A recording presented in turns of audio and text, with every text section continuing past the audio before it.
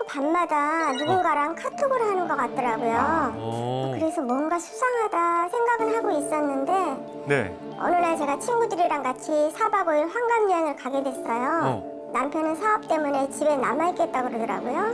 네, 그래서 저만 다녀왔는데 집에 돌아왔는데 뭔가 이상한 거예요. 왜지? 살펴보니까 안 쓰던 로션이 제 화장대 위에 놓여있더라고요. 선물은 아, 아닐 여자의 테고. 촉이라는 게 있잖아요. 야, 저건 말이 안 이 사람이 되지. 혼자서 그런 로션을 사는 사람이 아니거든요. 남편한테 물어봤더니 선물 받은 거라고 하는데 받으신 남은 거예요? 양을 보니까 이거는 좀 쓴 지 된 로션이었어요. 아, 참 이게 남편의 행동이 평소랑 좀 다르다든지 아니면 뭐 집안에 내가 모르는 물건이 갑자기 생겼다든지 이거는 뭐 의심을 할 수밖에 없을 것 같거든요. 그래서 어떻게 하셨어요? 근데 그래서 답답한 마음에 친구한테 상담을 했거든요. 남편이 바람을 피는 것 같다. 그랬더니 친구가 바람 피는 증거를 잡아야 된다 그러면서 사설 탐정? 그런 거 소개해 주더라고요. 바람에 대한 증거를 잡을 수 있다고요. 드라마에 나오는 흥신소 이런 거. 답답한 마음에 의뢰하고 싶다가도 잘못하면 오히려 저만 불리해질까 봐 걱정도 되더라고요. 그래서 어떻게 해야 될지 정말 고민입니다. 네, 정말 여러 가지로 고민이 많으실 것 같습니다. 어떠세요? 변호사님도 지금 표정이 할 말이 많으신 것 같거든요. 우리나라에서는 이게 외도가 단순히 이제 도덕적인 문제가 아니라 법적인 책임을 수반하는 행위입니다. 이 배우자의 외도를 몰래 뭐 촬영을 하거나 몰래 불법적으로 녹취를 한 게 과연 이게 증거로서 효력이 있을까? 결론부터 말씀드리자면 증거로서 효력이 있습니다. 그래. 형사소송 같은 경우에는 불법적으로 수집된 증거 같은 경우에는 증거 능력이 없지만 이혼 사건 같은 민사소송의 경우에는 좀 다릅니다. 불법적으로 수집된 증거라고 할지라도 이혼 소송에서는 증거로 채택될 가능성이 있습니다. 아, 그렇구나. 하지만 잊지 말아야 될 부분이 있습니다. 뭐죠? 증거를 수집한 행위 자체에 대해서는 별도로 형사처벌 대상이 될 수 있다는 겁니다. 그러니까 이 양날이네. 이혼 소송에서 증거로는 채택이 되더라도 나중에 따로 이제 형사고발로 좀 이어질 수 있다. 맞습니다. 아, 그렇구나. 자, 그렇다면 이 형사처벌 대상이 될 수 있는 증거를 수집하는 이 행위, 그건 뭐 어떤 것들을 말하는 거예요? 먼저 사례자분께서 고민하셨던 흥신소를 사용하는 것과 관련해서요.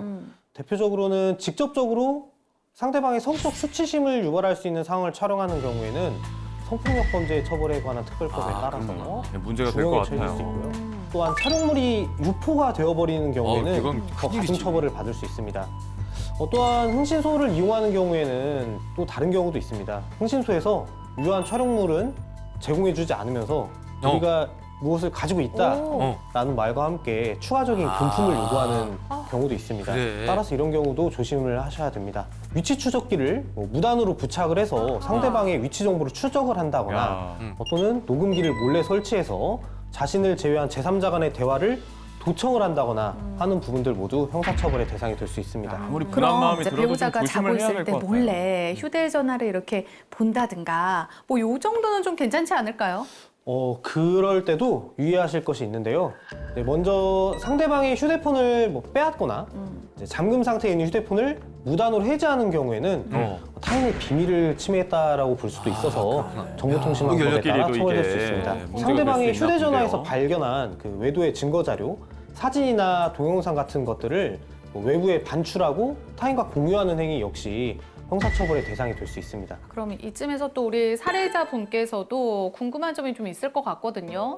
네, 그러면 외도 증거는 어떻게 찾아야 되는 건가요? 네, 우리 사례자분께서도 많이 답답하신 것 같은데 뭐 예전에는 막 이런 말 있잖아요. 외도 증거를 잡으려면 반드시 이 스킨십 현장을 잡아야 한다. 꼭 그런 것은 아닙니다. 직접적인 그런 현장이 없더라도 상간자와 배우자가 숙박업소에 들어갔다가 나오는 정도로도 충분히 외도의 증거로 인정받을 수 있고요. 다만 숙박업소의 CCTV나 그 주변 CCTV들이 영상을 보존하는 기간이 짧습니다. 네.